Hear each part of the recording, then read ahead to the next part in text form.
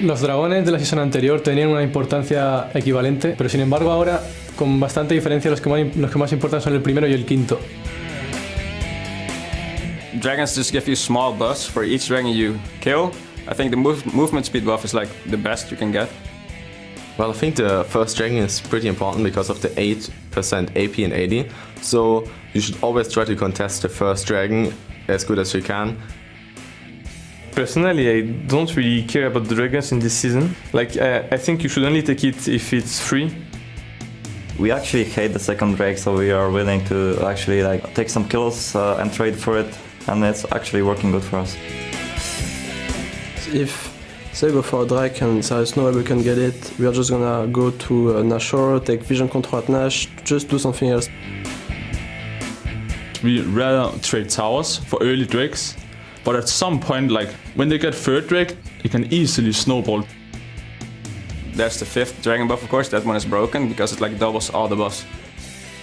When you start seeing the stacks, like, okay, they're 1, we're fine. When it's 4, it's like, guys, we definitely have to fight for the last drake. If we don't, then we'll be in troubles. We prioritize drakes a lot. Like, once you get the 5 drakes, the game is basically over. Red got it! Secures it! SKS Dragon number 5! Welcome back to the European LCS. Lending a hand on the analyst desk is our very own Trevor Quickshot Henry as we look forward to our next matchup between ROCCAT and MeetYourMakers. Welcome. Thank you very much. It's good to be here. I love Did you have to run fast to get here? I really did, actually. He got here 1 second before, we swear. Starting with the lineups, let's look at ROCCAT in the top lane. Overpow in the jungle. Jankos holding the mid lane. Nuke Duck at AD carry. Woolite. He's supported by his buddy Vander, and their coach is Ducky. Yesterday, ROCCAT a win on the board, and Woolite was not on a late game carry, or a late game hyper carry, I should say, in Tristana as he did last week. He was on Graves, he did very well, and he also said in the interview, I don't necessarily have to be on one like that, and I feel like it goes in better. I think so too, and I think Woolite, as well as the whole team, is actually stepping up. You know, yesterday was the first time that I felt ROCCAT lived up to the performance that we were expecting from them. Not only did Woolite step up, Nuke Duck as well had a phenomenal performance on that Kassadin. He was 1v1ing in the mid lane. He carried through to the mid and late game. And I just think as a unit, they all just stepped up and found another gear that they haven't found yet. Another one of those is Jankos. You were mentioning when we were talking about underrated junglers in the EU that you felt that Jankos was definitely an underrated player, and up there yesterday's Nidalee performance, he also pulled it through for the team. Yeah, I'm saying underrated because people just like say that the question doesn't even occur anymore that if it's Svenskon or Jankos. I still think the question is there if Jankos or Svenskon is better. Like yesterday, he didn't show as much as he usually does, but his Nidalee actually translated into the late game. He was able to rack up 20 meter stacks and actually did quite well, even in the weak phase of Nidalee. Yep, he pulled it through, and on the other side of the rift, it is MeetYourMakers. Mimer in the top lane, holding the jungle is Horo in the mid lane. Corey at AD, Mr. Rawls supported by Nisbeth, and their coach Yamato Cannon. With the first game back for Corey here in the LCS, not the best start. 0-3 in the first 15 minutes, not ideal for the team. He was my player to watch yesterday. He's my player to watch today. The team just underperformed, right? Every single one of them did. And Elements took advantage of it. They won their laning phase. Corey in particular doesn't always get bullied around that match. You think of his summer split matches, he's actually had some really good moments against some of the other mid laners in Europe. So I need to see how he steps up. But again, this is a team, they've just got him back a few days ago. They were playing with a sub. He left the team. There's a lot of things that MeetYourMakers have to overcome before they can start performing at the level that they're meant to. And amazing, yesterday you mentioned that a lot will come down to if Corey would allow Horo to make an impact on this lane. But honestly, yesterday Horo couldn't really make an impact on any of the lanes. Well, to be honest, you can't have an impact on a lane if the lane is basically like dead 24/7. That's basically what it is. He tried a lot bottom lane, but both Nith and ROCCAT basically had their wards down on CD. So their communication was really good, and Horo was unable to do any plays, even though he got bottom side crowd control. All right, Trevor, one maybe advice for MYM going this one. What do they bank on?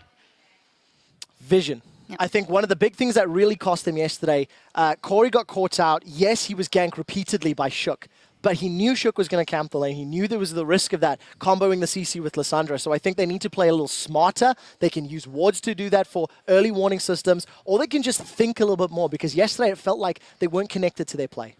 Yeah, it's mostly about discipline. I think that MYM as a team, they have individual players that actually can rack up kills, can rack up their stats, like as Corey, as Rales, and MYM. But they just seem to lack that bit of discipline, which makes them ward up, basically get the trinkets down, and play safe at certain points of the game when they have to. That's something they have always been lacking because they've been a snowballing team. When they won the early game, usually in the summer split, they did well afterwards. But if they can't establish this discipline, it's going to be really hard, especially versus a team like ROCCAT that had discipline yesterday and showed it. Yeah, we'll see if MYM can stay alive early. Let's send it over to the casters to get us into game. Thank you very much, Shocks. We're just moments away from Champ Select between ROCCAT and MeetYourMakers, and of course, we've done a little bit of a caster rotation. Swapping in by my side is, of course, Martin Deficio Linga. If there's anything you think we should be looking out for in this matchup? Honestly, it's going to be all about Corey in the mid lane. ROCCAT wants to camp him like we saw Element do yesterday, and obviously MYM wants to make sure he can actually get going and he can start carrying games like we saw last split. Yeah, ROCCAT had a pretty incredible scoreline around the board, but I want to actually keep an eye, particularly in the top lane, because Overpow had such a brilliant Gnar game. 0018 actually looks like a support line that you really want to have, but still, considering how this has started off for him, how the split has started off, him moving up into the top lane, of course, it's been a little bit rocky. Not as bad as some of the other top laners, but still not exactly what I think he himself expected. NukeDuck started to step it up. You know, there were quite a lot of big performances. 9-1-9 for the Graves, for Woolite, so he finally started to get up and big. But we'll see if they can do that again or if MYM can slow that momentum as we get into picks and bans for this game number 3. Yeah, and I really wouldn't be surprised to see a lot of focus again on the mid lane when it comes to Corey. For both the comp MYM might build, and obviously ROCCAT in terms of ganking potential early on, a strong mid laner for NukeDuck so he doesn't fall behind. Yeah, Corey had some serious troubles in his return. He definitely was 1v2 most of the time against Elements. However, still that is no excuse to not play it out safe. ROCCAT banning the Sivir and the Rengar away. Alright, so ROCCAT doesn't want to get destroyed in the mid game here by MYM. They want to risk being snowballed completely, which is why they ban obviously the Rengar from Horo, who has shown okay performances so far. We have obviously seen Reignover being the dominant Korean on that champion, and obviously Sivir just again to lock down this snowballing. And there's the Ahri ban against Corey. A pick he actually first picked yesterday, giving over the Gnar to Elements. I was wondering when we'd start to see the Ahri bans come through. Thresh also banned away, and Azir, which Overpow did play that one game.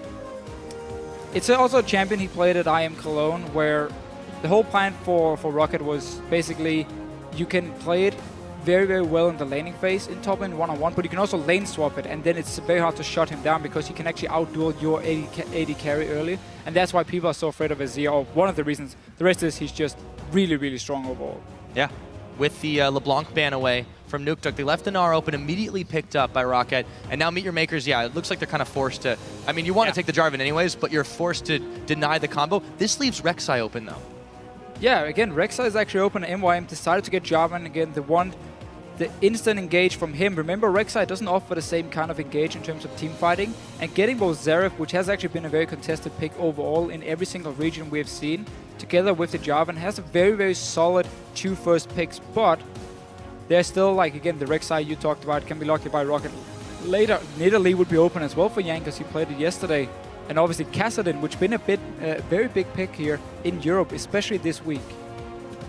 And definitely taking their time about it, however. But there's so many strong picks you're right available in this rotation. MeetYourMakers, of course, did pick up that early Xerath pick for Corey. A little bit odd. Here we go. Jankos could go the Nidalee route again. He did have a decent scoreline on it yesterday versus Giants. And they're also considering the ante once again for Vanderlife. All right, so somewhat the same picks. Yesterday we also saw Overpower just instant lock the Gnar. Same, I mean, exact same pick so far. And they have the option to take the exact same comp. Yeah, Kassadin would be open for him, for NukeDuck, if he wants to play it into the Xerath in the mid lane. Not exactly a lane where you can bang on getting a lot of kills, but at least you're going to free farm against the Xerath here. You won't really be shut down, so it could be a good lane matchup for him. And obviously, we actually saw him play yesterday, getting 2 early kills on the Kassadin himself. Yeah. And I also like Kassadin, Nidalee together. Nidalee offers enough early dueling power that she can actually kind of back you up in that mid lane, even though the enemy jungler might want to try and shut you down. Yeah, ROCCAT. This time they won't have the Graves on lockdown because MeetYourMakers denied that one away. They do pick up the Graves Leo bot lane. ROCCAT have plenty of options, however, for Woolite. He has been known to take a little bit more of the hyper carries. Of course, Tristana being disabled for the rework, that's not available right now. What does he fall back to? Yeah, Graves has been taken away. He said yesterday after the game that he actually preferred to play Graves over any other AD carry. And it's not because of him they're taking these late game AD carries. It's just whatever they feel fits in the current comp. But they actually want to get Graves whenever they can. So MYM did a good choice, or good decision at least, in taking that away. And we will see their Kassadin into Xerath as we talked about earlier. And a Caitlyn pickup for Woolite. Okay, so this is going to give him really good late game potential and early game lane control, but his mid game is going to struggle a little bit. We'll see if ROCCAT can maybe snowball up to the point where they get a comfortable mid game. And Nukeduck's also on the Kassadin again. Yeah, and this Caitlyn pick here, if ROCCAT decides to lane swap, then suddenly you can actually fast push really easily with Annie and Caitlyn, double ranged as well. Leona won't be able to do the same as safely down the bottom lane at all, so you can now fast push, get that turret, swap down to the other lane and secure 2 fairly early turrets, or at least 1 in the lane swap, and get the early advantage through the global gold. And at the same time, when you play Caitlyn and you have the likes of a Nidalee, it opens up if you have a 2v2 lane as well, because Caitlyn is so strong early, she will get the pressure in that lane, and suddenly the Nidalee pickup can actually roam around that side of the map because she knows she can get backup from Annie and Caitlyn, who will be pushing again and controlling the lane. And suddenly we can see Jankos try and look for Horo in his own jungle and get these one-on-one kills that Nidalee can do, and we have seen before already. Yeah, MeetYourMakers comp, I feel like it's interesting. There's a lot of hard engage plus the Xerath, and we've seen this before where you want to sort of have one hanging back and firing away best they can. But typically, this has only worked in situations where there's an incredibly strong front line. And for MeetYourMakers, it's really the Leona and maybe the Jarvan. Yeah, I actually really like MYM's comp here, especially because the weakness of Nidalee in terms of team fighting is if you can lock her down, because then she won't do any damage. She's building full HP, so she's going to be very squishy.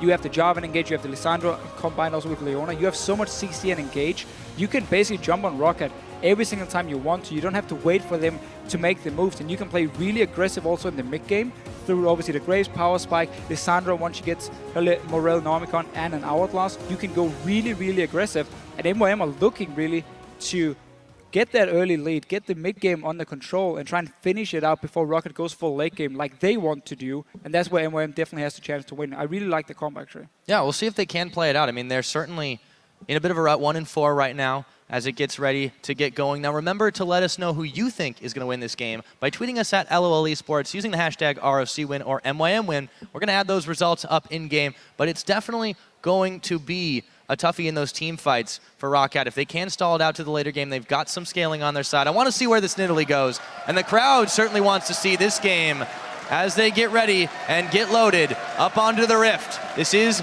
game number 3, ROCCAT taking on MeetYourMakers. Yeah, and we see Jankos again in this Nidalee. He played it yesterday. Bit of a shaky start actually, and then he went for Soul Steal, a second item, and lost all the stacks on it. And then gained it right back. Yet he ended up on 20 stacks because ROCCAT came back in the game and won every single team fight towards the late game. He's starting with 32 AP for the people who wonder back home, and obviously you have Q as your rank 1 ability. So he's gonna have a fairly easy clear time early on, and of course a lot of burst damage in this early game. And with Nidalee, you really want to try and look for these one-on-one 2v2 fights and use your high amount of damage. Ooh, MYM in mass actually going to move over for an early invade here. Overpow just trying to bounce his way out of danger. And actually Corey joining the crew as well. So Spear's going to connect on Horo. Jankos can't really do much more than that for the time being. And there will be a few deep wards placed down by MYM, threatening Nisbeth going really deep here to get that ward out. Overpow can't do much more than shake at him. So MYM going into the red side, also into ROCCAT's jungle around the blue buff to place the standard deep wards we see when you are looking for information and potentially a lane swap. Typically, Caitlyn into Graves is a tough matchup for Graves early on. Caitlyn will definitely have the advantage and can actually just push down the lane early on. But once you go back the first time as Graves, if you get enough gold to get a BF sword, then you completely take over the lane. Leona can engage every time and you out-trade the Caitlyn. So that's why MYM are looking for that lane swap here. Farm up for the BF sword, then you can swap around for standard lanes. Yeah, once it gets to that point, it's very dangerous for this ROCCAT lane if it does stay in the lane too. Yeah, I mean, you can get all in. So it's kind of counterintuitive to think that Caitlyn can get all in so quickly just because, oh, you've got an escape, that's fine. Yeah, but there's the cast wind up, there's knowing exactly what's coming for you. So right now, they'll help Overpow take out the Gromp to start this one off, but 3 members out on this bottom side. Also, Jankos starting on the Krugs. Yeah, we see this very often when we have the lane swaps. Top laner will do a camp, and he will get level 2, and then he recalls. Early level 2. And back, obviously looks to see if he can go to the top lane, but he has to be careful. If he teleports to top lane now, because MYM has Lissandra and Jarvan on the top side of the map, they can very easily go and dive him. There's no support. Vander sitting in the bottom lane. MYM right now should react, go straight to that blue buff, pick it up, build up this wave here and decide, okay, do we want to zone away Overpower, or do we actually want to go for an aggressive dive onto him with the 4 guys we have on the top lane? Yeah, it's actually a bit of a slow reaction from MYM, but they'll finally... Okay, Horo's going to clear this one out. Now he's moving en route to the enemy blue buff, and this is pretty typical when we see the lane swap situation coming in, that the jungle control just basically turns vertical. Yeah, and Overpower should have placed his ward already in the tri-bush behind him near his own turret, so he can see if MYM is moving up for that dive and start jumping away. Right now, he's very exposed, and that's going to be an easy kill for MYM if they decide to go for it. MYM is only level 1, but we'll get level 2 from this Gromp once him and Horo actually clear it, and then it's Overpower time. Yeah, we'll see if Overpower... He didn't die in the game yesterday as Gnar. Here we go. Notice the ward here as well, placed by MYM. That's simply to spot if Vander had recalled and he's walking from base to the top lane, so they know, okay, there's no help from anyone of ROCCAT here, and that's why Overpower actually a little bit lucky, just got the ward down. He jukes. And jumped away. However, Mimer and Horo are committing quite a lot of time to this. With the blue buff on Mimer, they're definitely going to have to make use of that. Corey's in a little bit of trouble, though. Jankos and Vander are here. He's running the only way he possibly can. Spear's going to get flashed by Corey. Uses both of his summoners already. Nuke Duck still on the chase. There's first blood, and it goes to Jankos. And basically, as we said, it's going to be all about Corey in that mid lane. ROCCAT wants to kill him early. It happened right here. He's roaming up. No wards placed on the bottom side of the map from Corey himself, even sitting on his trinket ward. And then he gives up the first blood. Flashes and heals as well, so there's no mobility now for Corey at all. Rallas should be able to finish this tower off, just trying to deny a little bit of minions, but Overpower's here. Yeah, so Rallas actually wanted the tower to kill every single minion here, so the waves meeting each other wouldn't start pushing down towards ROCCAT, because that means Overpower can get a bit of extra farm. There's not enough, though, to stop it. Overpower also killed the last one, which means it is actually going to be a fairly standard wave, and Mimer is now in the top lane. So notice how both top lanes have been very starved from farm and XP. We had Overpower being forced away from his turret, and Mimer obviously being there to deny him that farm. So now they're just going to be dead even in CS. Just a small XP lead for Overpower, as he got a little bit of farm before he was denied the rest. Yeah, Yenko's hanging around this tri-brush. They're hoping to maybe bait something out here, but Nisbeth is actually quite far away from this one, and so is Mr. Rallas as he starts to take his place down. Yeah, but ROCCAT knows that Mr. Rallas is going to go down to this bottom lane because they took the top lane turret. Nisbeth is actually going to face check it. Yep, and Nisbeth is going to be jumped on by the Jankos. Vander going to flash the wall, get the stun off Woolite there. Do they have the damage? He's going to flash it away, and he's got some help. So in the end, it is a pair of summoners burned for just the one.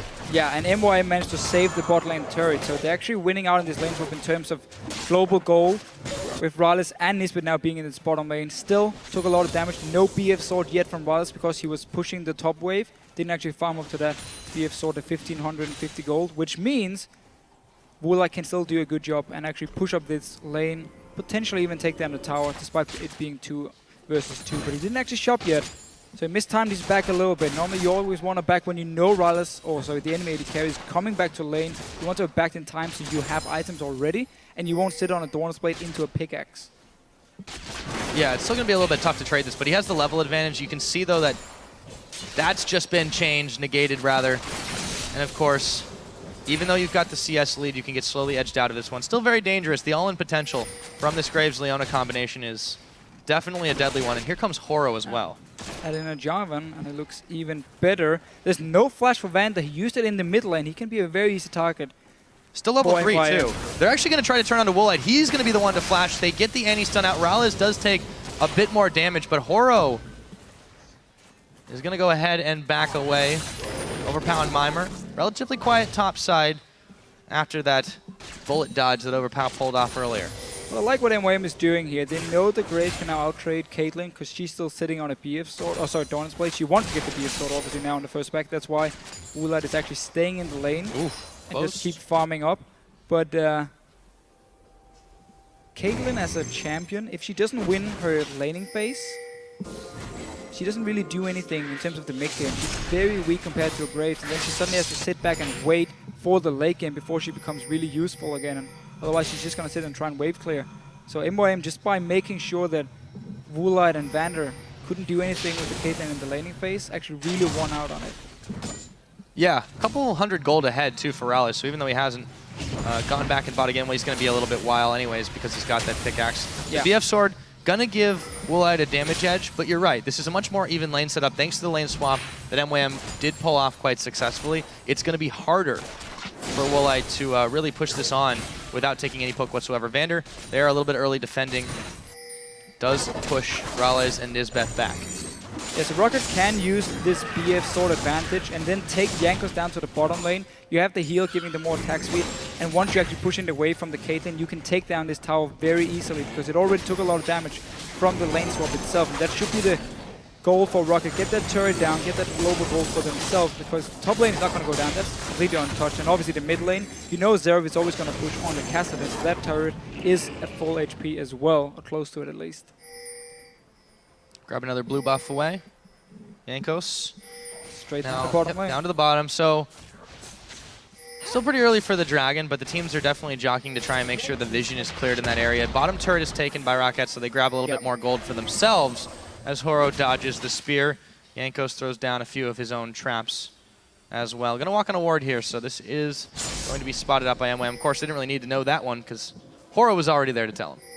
And Mimers come all the way from the top wave, or top lane, down to contest this red buff here, get a few deep wards and potentially look for a dragon for MYM.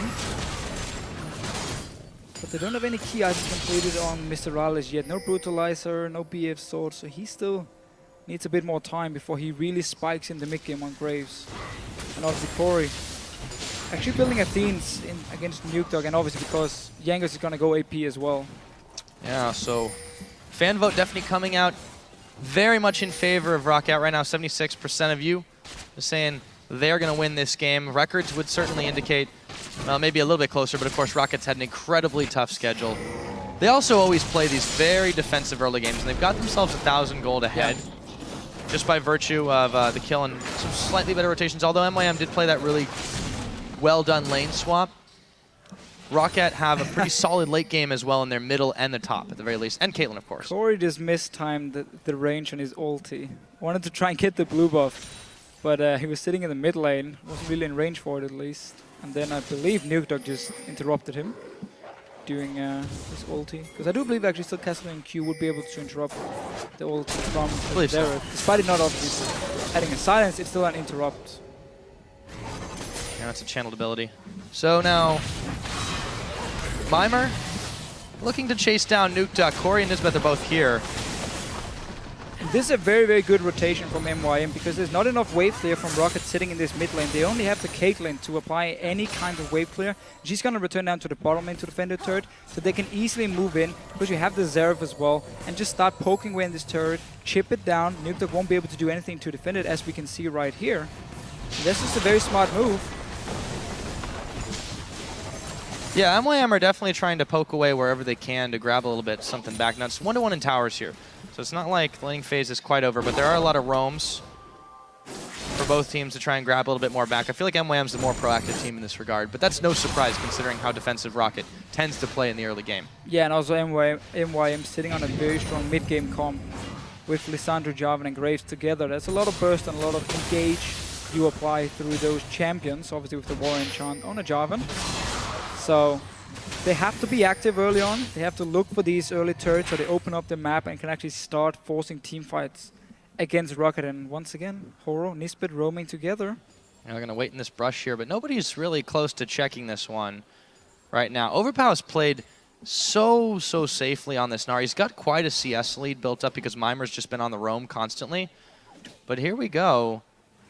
Overpow's not alone, however. He's baiting it, but it might backfire for him. Yeah, could be. He could go Mega in just a moment. They get the Frozen Tomb. He's going to get bursted before he can go Mega Gnar. And even though there was some backup from Vander and Jankos, it got there too late. Yeah, ROCCAT was expecting a gank in the top lane, but not sure they expected all 3 guys from MYM and just Overpower dying instantly. Obviously, no follow-up coming in. Another flash burn though by Vander, so he's an easy target now for Horo. He wants another kill. There's Beth taking the spear as they clear out the pink ward over by the blue. It's actually been a little bit rough for Jankos in his own jungle. They've kind of traded back and forth. Of course, the lane swap meant that they swapped down to the bottom side to the counter jungle of his own, but there haven't been this massive number of Nidalee ganks that we saw yesterday. And Jankos, he did struggle a bit to get rolling on that. He ended up with a pretty good score at the end of that game yesterday, but still, I feel like a lot of the junglers here are still trying to get a lid on this new Nidalee in the jungle. Yeah, and how aggressive you have to play. Only Svenskon has really shown her true power in the early game, which we saw yesterday. And it's risky too, like Amazing was saying on the desk. I mean, if you don't get very aggressive early and it doesn't net you anything, then what do you do for the team later in the game? You split push maybe? Yeah, well, no, not really, because you're building full AP, so you're going to have to stick to your team. You're too squishy to really start a split push as the Nidalee pick. Her problem is her mid game is again fairly weak because you have to build these items, and in order for you to be useful as an AP champion, you're gonna get, you need the Death Cap or the Hourglass, you need a Void Staff later on as well. Like, there's a lot of key, expensive items that is hard to get as a jungler, and that's why your mid game is fairly weak while you're racking up these kills, getting that extra gold, and then you can start becoming useful later in the game in terms of your poke and your burst damage. But your overall team fighting is not very strong because you're an easy target, you're gonna be very squishy, so it's going to be easy for MYM to lock him down and kill him before Jankos can do anything. And overall, just the fact you had the lane swap in this game has made it very hard for him to play aggressive because you don't get these one-on-one fights in enemy jungle when there's a lane swap going on. And Vander... Ooh, he's caught actually. Yeah, Corey Rallis is going to be the one who blows him up. Nisbeth taking a lot of the poke as they finish off the dragon. MYM pull out a surprise move against ROCCAT.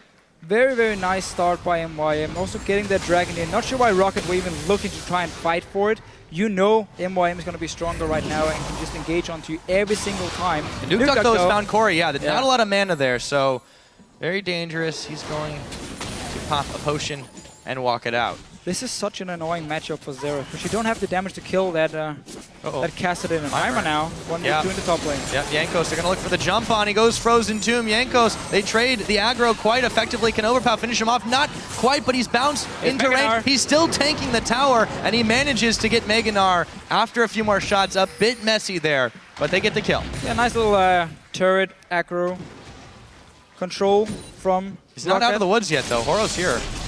Horo's on his own, though. Actually, he ultis him on the turret here. There we go. Oh, yeah, he's down. Jankos, good luck, buddy. Don't deal any damage to the Jarvan when you're under the turret still, and he can just ulti you and keep you in there. So 1 for 1 in the end. And actually, turret's still alive. Horo managed to defend it up in his top lane. Yeah, Overpow's actually died 200% more than he did yesterday. What a noob. They definitely will have to play a little bit further back going forward. It's not that they've just been bullying him either. There's just been a lot of opportunity to really make that play. So Horo grabs that kill. He's 2-0 right now on this Jarvan. Jankos, on this Nidalee, we've mentioned it before, how important it is to really get ahead early, and it's not early anymore. No, and right now ROCCAT should just push the side lanes and then go mid lane and take down this outer turret here. It's already fairly low. Again, it's only Caitlyn who can properly wave clear it. So it's going to be very easy tower for them to take once these side lanes have been pushed out and they don't have to care about the minions going towards their own turrets. Go ahead, clear out the Scuttle Crab. No Dragon available for just a little bit. They'd already gotten that one. But ROCCAT's still holding onto a very slim gold lead here. Not by a lot, but MYM are the ones that have been making the proactive movements around the map. Woolite and Rallis have actually gone back up to the top side, though. Yeah, Jankos, he's looking for lanes where he can counter gank. Or maybe go in and actually push a turret. That's why he's following Woolite around now. So you give him the attack speed buff, and you have fairly good poke as well between the Caitlyn and the Nidalee, and then you just take down these turrets. You don't look for team fights. You don't want a team fight. You just want to get global gold. Looks like they're looking to trade some matter ones. Horo, Nisbeth, and Mimer will grab one down to the bottom, but Woolite perfectly able to pick that one up as well. And they trade objectives there. 2-2 is the tower score. So the game settled into a bit of a wonky objective trade. Ooh, nice blue trinket to catch Rylez out there. Woolite getting a lot of use out of that. And we saw exactly the same move yesterday from ROCCAT, where they sent Jankos and Vanna to the top lane, take down the turret, and then walk straight into the enemy red side, or enemy red jungle, and you just basically place a few deep wards around it, so you can now see everything between the two mid and top lane, which opens up for you suddenly going down and maybe dive onto Corey if he's left alone in the mid lane, because you can see what's going on. You kill him easily, take the turret here. But this mid tower is going to go down very, very soon, and MYM should put some focus on it, open up that map, you get all the outer turrets gone, be ready for Dragon when it spawns, because if you control the mid lane, it is so much easier to set up the wards in the Dragon as well, and just have ROCCAT come in and space check you like you saw earlier, and you just engage. Jarvan and Leona, it doesn't even matter, just go straight for ROCCAT when they try and walk in, and you just blow them up before they do anything.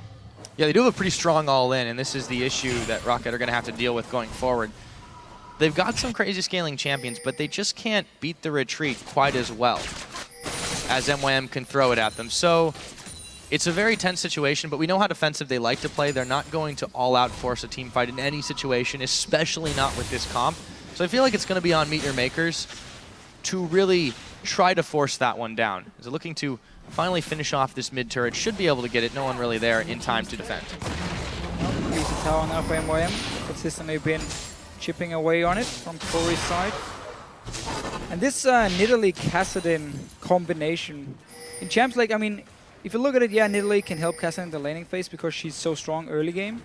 But when it comes to her overall power, which obviously is being able to invade into the enemy jungle, look for one-on-one fights where you are so strong early on, Kassadin won't offer you any help because he's going to be pushed back in his laning phase, and that way the combination doesn't really work together at all for them. And it actually happened yesterday as well. Exactly the same thing. Jankos had no impact in the early game because he could never invade into the enemy jungle. He could never look for any fights because Kassadin is just sitting and farming in his lane, at least before he hits level 6, or get a Rod of Ages and becomes a bit stronger.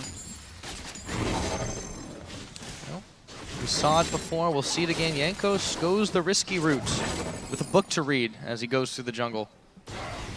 So far, though, same again. I mean, it starts out why he's going for it. It starts out relatively efficient, but you're right. It is kind of all in, and you know, when it's not one, it's the other. NukeDuck did this quite a lot in his LeBlanc games. I don't know. Last time he got 20 stacks at the end. The worst thing is, Jankos said yesterday as well after the game, I just built it because it worked for me in a scrim. Well, people don't play as aggressive in the LCS as they do in scrims, where you just have these all-in fights early on, and hey, to win, great, to get 20 stacks early, and they just surrender. That's it. It doesn't happen in the LCS. They're playing aggressive right now as they try to secure this blue away. It does get smited down, however, by Horo. And that little gambit did not work out quite so well. 8 seconds on this Dragon. ROCCAT, 3 members in position. They sent Woolite to the mid to try and shove the wave here as he's being pinged out. And Overpow has the teleport available. Yeah, this has been a problem before from MYM. They allow the other team to get control of the Dragon area when they shouldn't be allowed to do it. And this simply means now MYM has to rush in, try and stop the Dragon and look for this fight, but not get the proper engage. It's going to go over. Oh, they landed a Tibbers on MYM and Horo. He is extremely low in this one. Here comes Overpow teleporting in. Growlithe moving around the side, trying to find NukeDuck. Nisbeth's been zoned out of this one. They haven't found a kill just yet, but they are in full retreat right now with Overpow pretty close to Meganar in just a moment. They know they can't take this fight. And they've been forced away. Dragon to ROCCAT. Yeah, again, this is why MYM has lost so many games. They don't play around the Dragon well enough or the objective they want to take. They were going to be stronger if they just walked into that Dragon after taking the mid turret, warded up your pink walls, green walls, everything. You can see ROCCAT move, you can engage onto them whenever you want to, and they won't be able to react in time. And instead, you leave the Dragon area, you allow ROCCAT to walk in, place a few wards, get the Dragon free. That should never happen, and that's again why MYM is sitting in the bottom of the standings. I really can't argue with that one. Sound logic, Officio.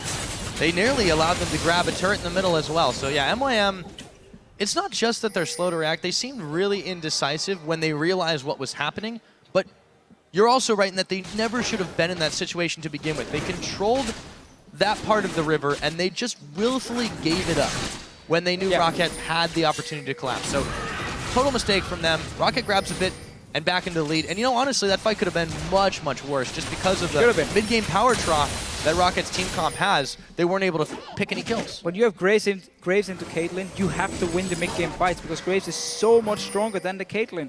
I mean, you even see on the side of Woolite here, he's just trying to earn as much money as possible with the average play. He wants to get that static shift. He's not meant to fight at the moment. Graves will destroy him anytime.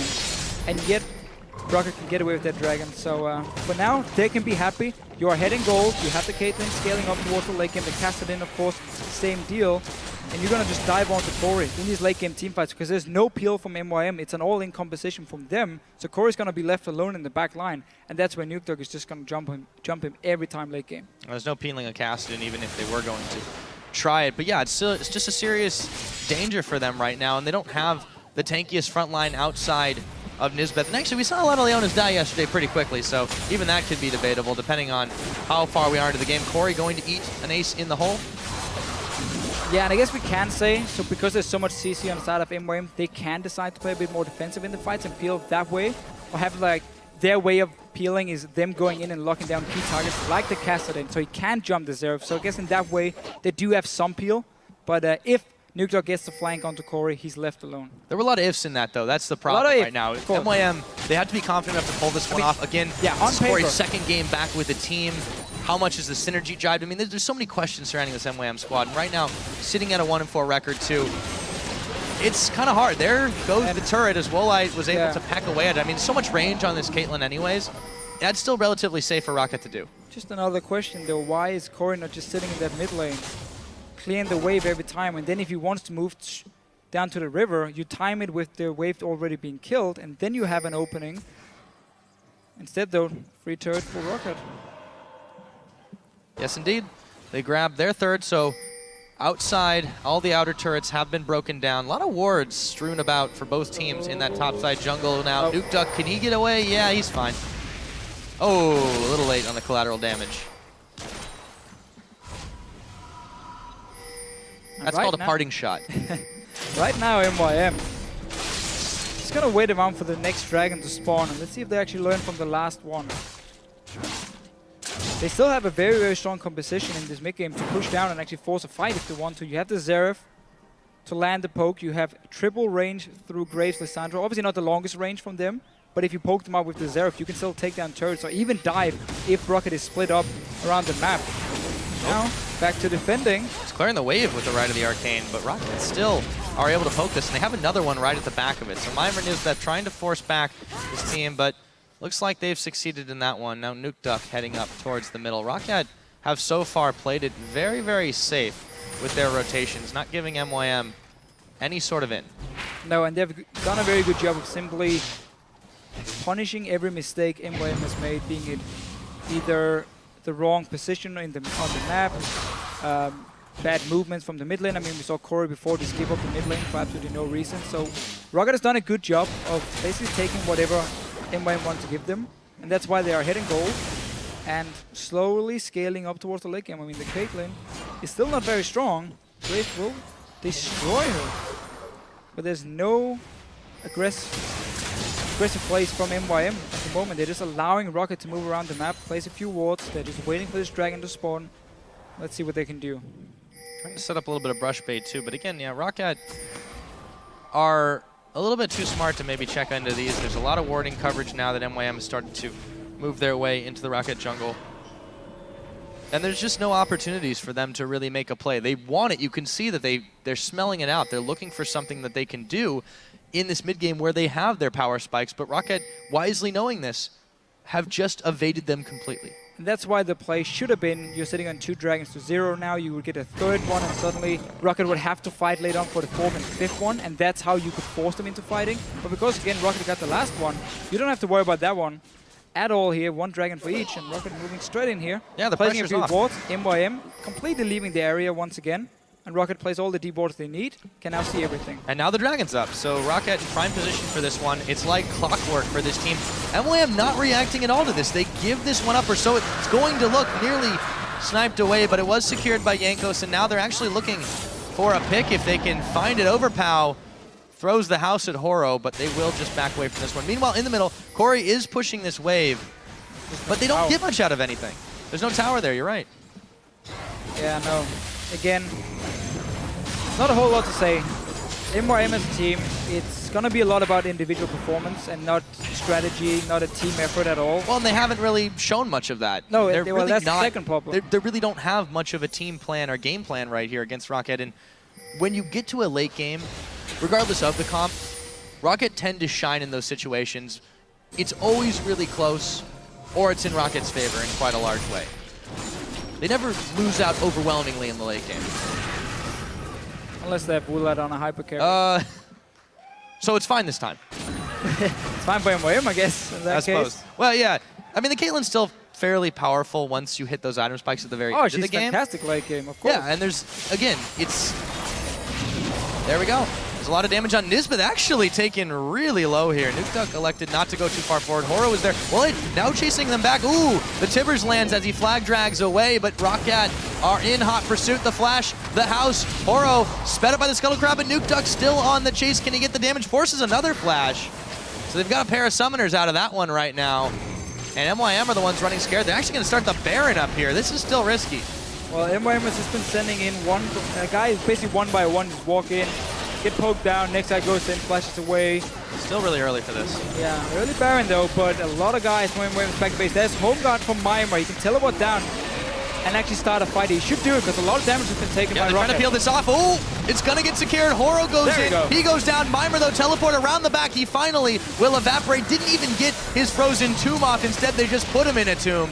I just don't know what's going on. 2 kills, a Baron. Rocket's looking good. MYM, just, I think the term failure to launch applies here. I mean, if you want to make that play, do it while the Baron is still alive and they're busy tanking the Baron, taking damage from it, and then you go in with TP from Lissandra. You instantly just, in the opening of the Baron pit, you just ulti yourself. Everything now is slowed. You have every damage, you have the Baron as well, and suddenly you can actually win the fight. But MYM decided to wait till Baron was dead. ROCCAT has stepped out of the Baron pit as well. Let's just see it again. So notice here, Mimer is going back to base. He's recalling. You can see it on the minimap. Has Home Guard and TP ready. Delaying it. He's not going in yet. We're waiting for Nisbet now. Baron is still alive, taking a lot of damage from ROCCAT's side. Now the TP comes in. Baron dies. ROCCAT gets away from the Baron pit, and suddenly it has no effect. And obviously Mimer not even going to ult himself. Yeah. Getting stunned and dying. They high-fived themselves into death there, and that was just total mistiming. They just couldn't execute this, and this has been MYM's problem. You've said it's going to be more of an individual effort. Well, the problem with that approach, even if it was going to work here, is that they don't have the coordination, and you can't get away with not having that in the LCS. No, again, MYM has really had a hard time. Again, a lot of things happen for the team. We keep talking about how Corey left, came back. We don't know how their synergy is on the team. We don't know if they trust in him just yet, if they need more time. But still, the shot calling for the team or the overall strategy is simply not there. I mean, that's how it is. They do a few things right in the early game, and then it just crumbles completely. ROCCAT has just been able to take again full advantage of it. Baron, 2 dragons, everything. Caitlyn is now going towards a 3rd item. She's basically been able to get through a mid-game, actually winning a mid-game, despite it being so much weaker than a Graves. Yeah, despite how this game goes either way, I think Yamato Cannon's going to have a lot to say to MYM after this one. They're now pushing up on the top. ROCCAT, full force of them, want to take this inner tower, but MYM is here. They are not trying to force an all-in, and it's going to be hard to fight against this team.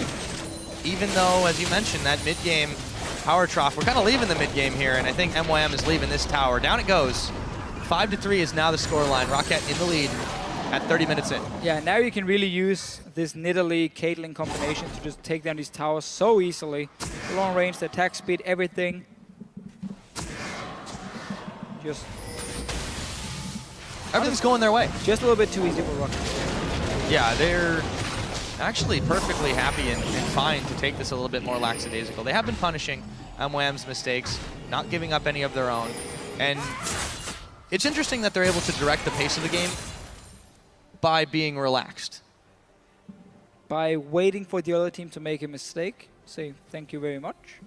We're just gonna punish you, and that's how we get past the early to mid game. Still, we have seen when ROCCAT play against like Fnatic, when they played against Elements, they did get punished early on. And while they actually managed to stick it to late game and like get to the late game points, it just wasn't enough for them. It was too hard for them to win the late game team fights anyway. Either because a mistake from, I mean, again, keep talking about Woolad when he's playing the hyper carries late game, he's not been able to pull his weight. That has been a problem for them in the past. But for this week here. They won yesterday, looking very good for this game as well. So it should be a 2-0 week for ROCCAT. And it's worth noting that they had, one of the toughest schedules to start off as well. So that record before this week, that 1-3, could be a bit misleading in the fact that they've been tested so hard. A lot of people gave them a lot of props coming into this split. Of course, they're not without their mistakes. Yeah, that's the thing. Even though it was a hard schedule, you should have played better. You fell too far behind. You allowed Fnatic and Elements to do whatever they wanted to. And again, we look at ROCCAT, we look at their players, we say this is going to be a top 3 team, or at least a contender for it. So that was not good enough for them, but they're slowly stepping it up. Now, Horo forced away already. Yeah, Nisbeth, they're still trying, but there's just no way to commit to this when they're caught in a bad position. Nisbeth out for a stroll and taken down. Woolite gets himself a third. This Dragon should be absolutely free. ROCCAT are going to pick up their third, and MYM just still floundering. Yeah, 3 Dragons now for ROCCAT. Still a lot of time to go in this game, because they have to break into the base of MYM. Again, you have the Nidalee Caitlyn combination, so you can actually push these towers fairly easily. Just have to worry about the flank from MYM. Yes, teleport finally Outlast is actually completed for him as well. He can dive in, Outlast himself first, or ult himself first. Whatever it is, stay alive. Buy time for the rest of your team if you get a proper engage. Follow up from a Leona, from a Jarvan. You still have so many tools to start the fights. Well, they've grabbed all the outers, they've grabbed all the inners at this point. MYM, again, they're not really able to do much of anything except try to push back a few waves, and there's 4 members of ROCCAT as they do the 4-1. Well, it's actually just tanking parts of the tower here as they go in this one. There is a ward now from MYM next to ROCCAT, so slightly behind them if they decide to hit the turret. You can see it on the minimap, there's 2 wards from ROCCAT just outside the base. I feel like they've lost the will to do this, though. It's burned them twice now. They're in... Well, it's kind of what you have to do. Yeah, I mean, you're right, I agree with you, but it just feel like MYM are not keen on trying to be proactive anymore. They've been sort of lackadaisical for the last few minutes, ever since they gave up that Baron. Now, it's a minute until that one does respawn, so MYM are going to try to get some vision out around this pit, but it's so hard to fight against ROCCAT right now. They're on an upswing of power. They're going to get more powerful. It's 3 Dragons to 1. Everything seems to be stacked against MYM, but they really dug their own grave with this one. Yeah, now again, you place a lot of wards, that's fine, so you can see what's going on in the river, but you don't try and punish ROCCAT for walking blindly towards the Baron pit. You could have 5 guys right now sitting in a small bush right here, the ward ROCCAT is clearing, and if Vander walked in alone, you just blow him up instantly. You'll get a free kill for it, and also make sure ROCCAT could just walk in, clear all these wards, place a ping. So all the wards placed by MYM and they now is basically useless, except for the 2 wards just behind around the blue buff of ROCCAT. That is an opening for Mima to TP in if you want to try and get on to Woolite. There's no cleanse, there's no QSS, no Mikhails, so if he gets the ulti on Woolite, followed by Jarvan, ulti coming in from Corey, they can kill him. But they obviously have to deal with the rest of the guys from ROCCAT after. Yeah, it's a tall order indeed. Now this Baron is going to be started up by ROCCAT after they cleared the wards out. There is a chance for that teleport in the back to start happening, but they'll have to do it quickly. It's already down to about half its health right now. There's the teleport being spent, but they've got to move in and converge on this one. MYM, a bit of a desperation mode. The Baron is down. It's going to actually be stolen away by Rowlers. They've managed to make it happen. Can they now make the fight? ROCCAT, they've lost 2 members. They traded for Nisbeth. That's going to be a double kill going over to Woolite. However, Horo not out of the woods. Nuke Duck on the chase. A triple kill for Woolite. They found everybody but Horo here. They could make them pay very dearly for this Baron steal. And Horo ring around the jungle. Looks like he might just get away, but they'll certainly give up a lot for that. Yeah, so steal by MYM, and then MYM actually coming in with the teleport. I don't know why he didn't just ulti on Woolite. Mr. Riley was already there. He could have killed him. You have Outlast as well to defend yourself. So ulti the AD carry, and then Outlast yourself instead of just straight up ulti. Anyway. Still misplayed by ROCCAT, though. They allowed the AD carry steal. MYM did get something, but they paid so much for it. This is an inhibitor now. 36 minutes in, ROCCAT have managed to grab all of that. Baron was denied, but it was also denied back again. Let's take a look at how that one happened. Yeah, so again, let's just see the steal. I believe actually Mr. Riley's got it with his ulti right there. And now, just lock down Woolite. Nisbeth connects to him after. Riley, you kill him instantly. You win the fight. Don't ulti yourself when you have the Outlast. That was a big mistake. MYM actually had a chance here to get back in the game with the Baron with a 1 team fight. Instead, ROCCAT can clear everything or just clean it up. Woolite obviously stayed alive. Nuke Dog chasing Horo. Don't care about him. Go mid lane. This is what happens when Protect the Woolite does work. So grabs himself a triple on that one. 6-0-0 on Caitlyn's not too bad of a score line. They grab the inhibitor. There's still 3 dragons up. Now they got to deal with this bot lane, but there's nothing really for it but to just clear it away. Yeah, and it's not even like the team is protecting Woolite. He's just on his own. He's just jumping away because, again, there's no cleanse on Mikhail's anything. Now QSS has been picked up for him. Yeah, protect himself works pretty well, Protect himself, yeah.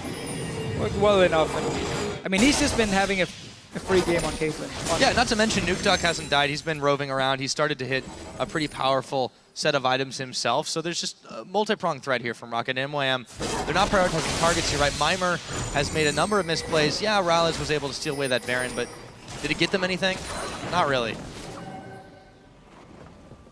No, just won them a little bit of time, making it a bit harder for ROCCAT to actually finish the game. Oh, Horo's got the buff. He could push, but he's up against super minions in the middle, and they don't have a wave yet either, so it isn't really buying them anything at all. So ROCCAT, again, in position for this Baron, or Dragon, excuse me.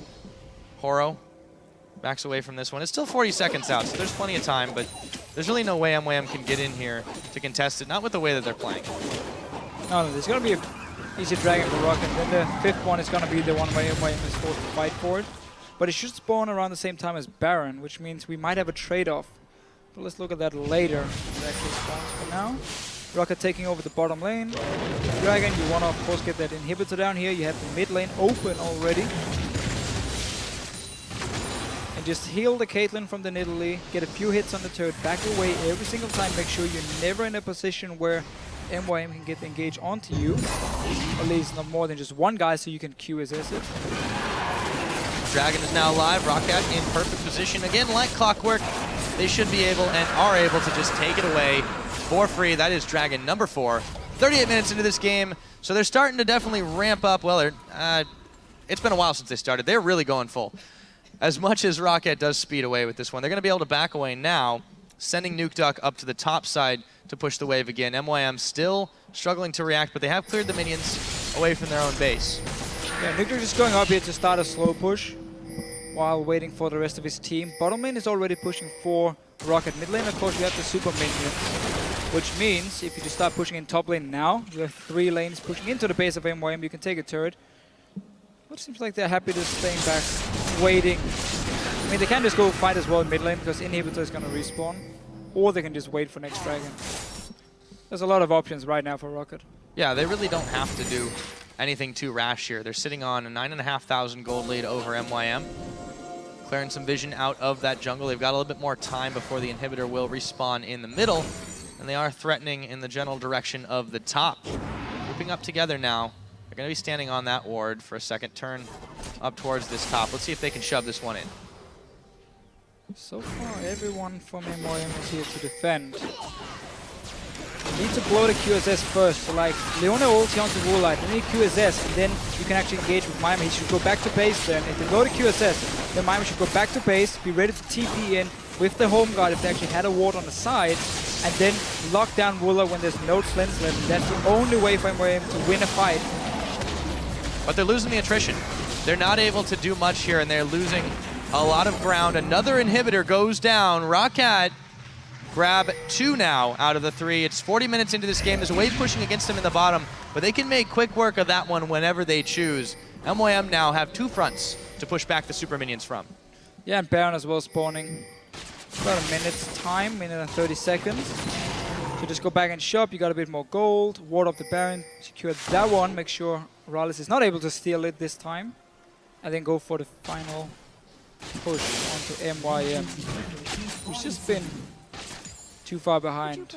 Yeah, really, there's not much we can say about it here. I think we talked enough about it, honestly. No, I think you're right. At this point, there's very little they can do to get back into this one short of just completely reversing the way that they're playing. And even then, it's very far behind against a team that makes few mistakes and gives few openings for you to react to. Over 10,000 gold ahead.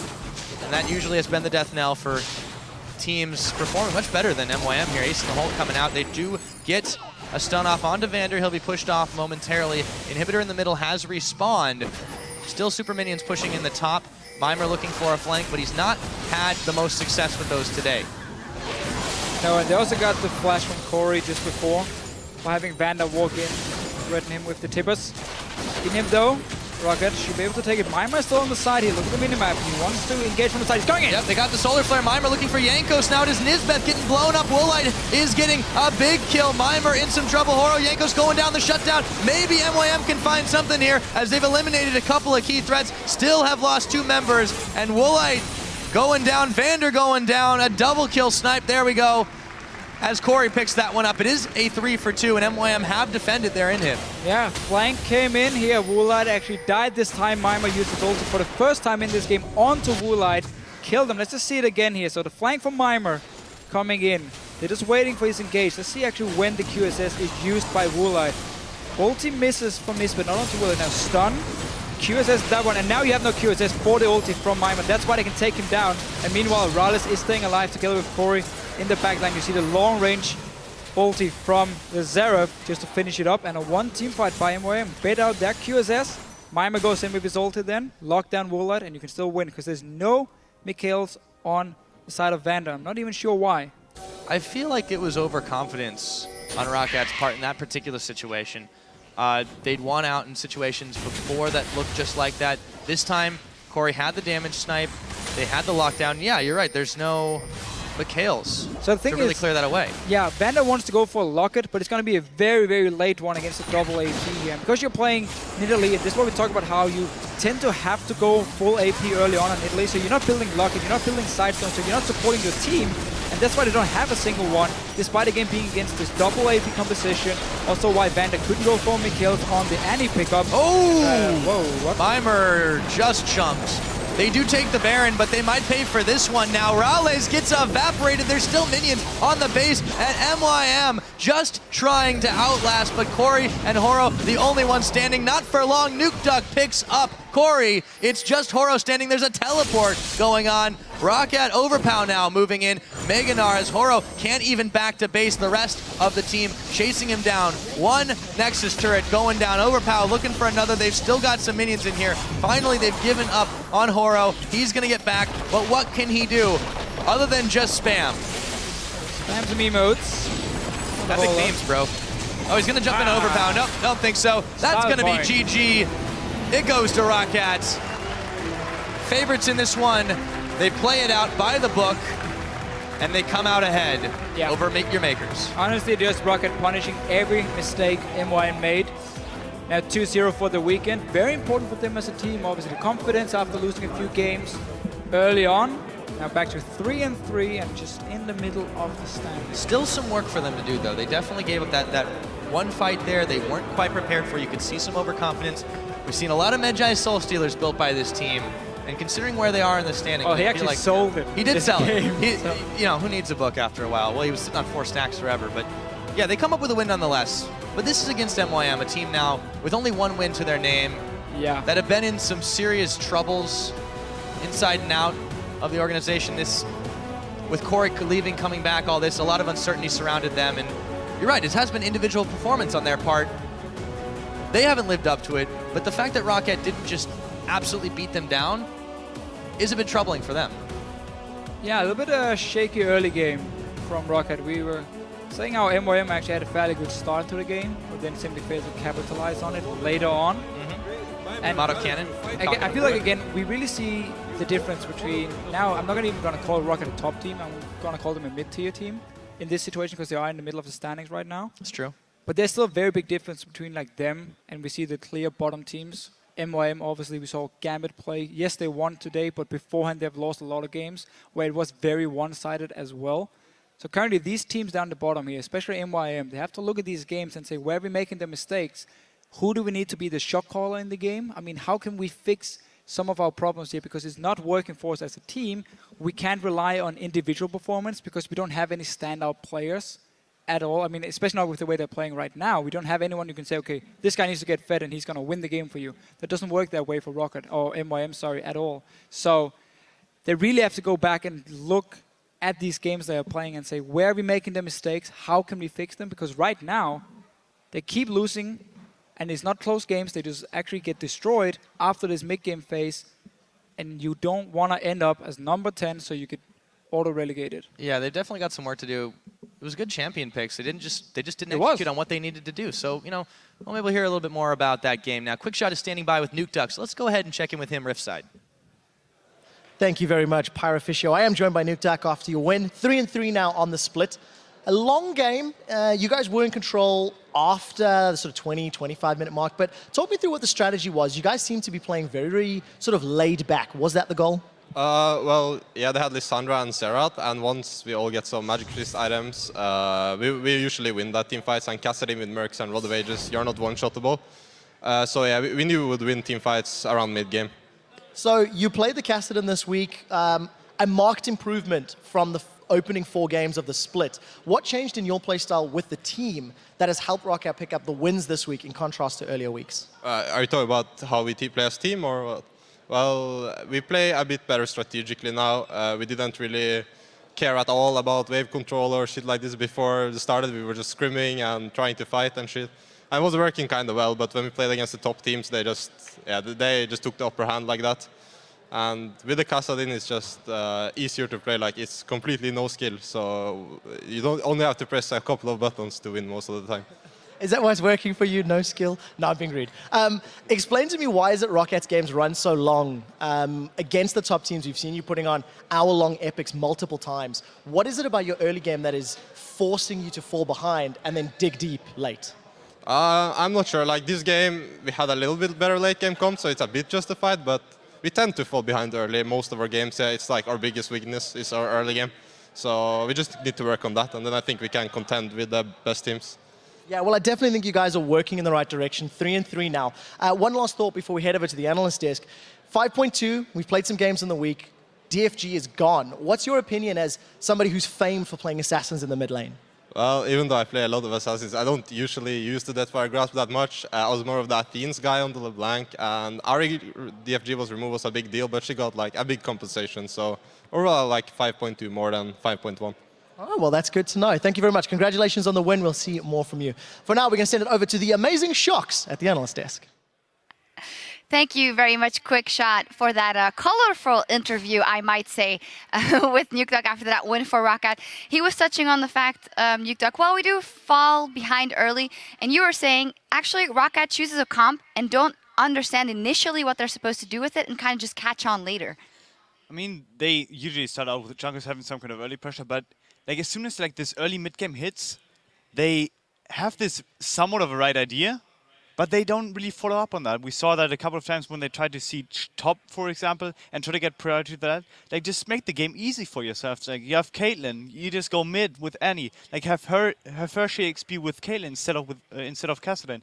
Like, allow the mid push to actually translate into top side control. Then get a slow push going. Rotate on the slow push. Push the turret. It is that easy, but ROCCAT is making the game hard for themselves, and I don't know why. I always see glimpses of greatness in them, but it's just like they have the ingredients, but like they just need the right cook, basically. They just need the right cook. Let's take a look at a replay that's also a snippet of brilliance. Let's get that up off the screen. You were especially vocal about Vander's play in this one. It's not the longest clip, but it does show how strong he is. Yeah, Rest roll the clip. You see ROCCAT starting in Drake. They basically have a bad position, honestly. But due to Vander reacting beautifully to, first of all, the Jarvan possible EQ steal, the Lysandra basically EQ engage and EQR engage.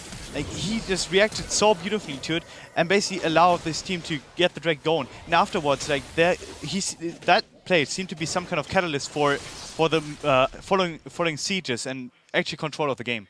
So Vander is definitely one of the ingredients in that recipe for ROCCAT that's working. You had a lot of praise for him, saying that he is probably one of the most skilled mechanical supports in EU. Yeah, I definitely think that when I see Vander playing, I see someone that knows the game and knows how to press buttons, basically. That's what mechanics is about. He knows his limits, he knows his team's limits, and that's what a support should be doing. And same for again, like I'm gonna throw it out there, as I said earlier, like Junkos and Fen are like similar players on different positions. They both have the ingredients, and they just need to actually get the shot calling going, and both of them roaming around the map, getting the control that they need, and they will be a great team, like a top 3 team, possibly. So they need the right cook, someone called Walter White. On the other side, MYM coming in there. We talked about it beforehand. What can Horo do, or where should he help? You were saying he was on that Jarvan. He built Sightstone. He couldn't really do anything with it because at that point they were too far behind. Basically, what happened early game is that he got a couple of kills because ROCCAT was overextending, stuff like that, and ROCCAT never established control. He was in the position to do something, but due to how the shot calling is non-existent on MYM, I'm just gonna say that like that. They have no shot calling whatsoever. He will not gain control with that Sightstone. So what MYM is relying upon, in my opinion, is basically like just stacking items and hope for the best. Like, and especially Horo is someone that has been getting early kills 24/7. Like, honestly, he should take away any kind of affiliation with a team right now and basically say, I'm going to build items, I'm going to try to carry solo queue mode. Because quite frankly, MYM has nothing going for them right now. That is a harsh thing to say, seeing how you said one of the main things that junglers have to get rid of when they come from solo queue to LCS is to become more selfless. In this case, there's nothing else that could help. Yeah, because quite frankly, it seems to be a solo queue game for them. Like, I don't know what the issues are, but the shot calling that they wanted to actually adapt to and like help coming in, which are the reasons why they made roster changes in the off season, it's not happening. They seem to be getting worse at that than before. Well, not a kind of a grim outlook for MYM. We need to step away for a moment, but when we return, we'll hear from the coach of the Copenhagen Wolves before they face off against the Unicorns of Love. And as we go, let's see how they LCS in Belgrade, Serbia. This photo comes to us from @ShowMeISD. Remember, you can share your photos with @LL Esports and be sure to include the hashtag LCS. Looking cozy over there, guys. Because I'm happy, sing along if you feel like happiness is the truth. Because I'm happy. A lot of damage has been taken by they're trying to peel this off. Oh, it's going to get secured. Horo goes in. He goes down. MYM, though, teleport around the back. MYM looking for Jankos. Now it is Nisbeth getting blown up. Woolite is getting a big kill. MYM in some trouble. Horo, Jankos going down the shutdown. Maybe MYM can find something here. They do take the Baron, but they might pay for this one now. Rales gets evaporated. There's still minions on the base. That's going to be GG. It goes to ROCCAT. They come out ahead over MeetYourMakers.